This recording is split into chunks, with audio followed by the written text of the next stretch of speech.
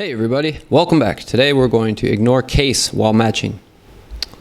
Up until now, you've looked at regexes to do literal matches of strings, but sometimes you might want to also match case differences. Case, or sometimes letter case, is the difference between uppercase letters and lowercase letters. Examples of uppercase letters are capital A, capital B, capital C. Examples of lowercase letters are lowercase a, lowercase b, lowercase c. You can match these cases using what is called a flag. There are other flags, but here you'll focus on the flag that ignores case, the I flag. You can use it by appending it to the regex. An example of using the flag is ignore case with an I at the end. This regex can match the strings ignore case with a capital N and a capital C, and ignore case with a capital I and capital C. Write a regex, FCC regex.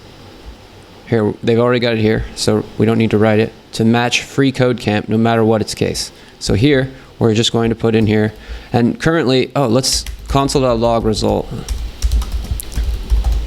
So now we can see in our test readout, we can see that it's false right now. So right now there is no change in FreeCodeCamp. But what happens if we go FreeCodeCamp?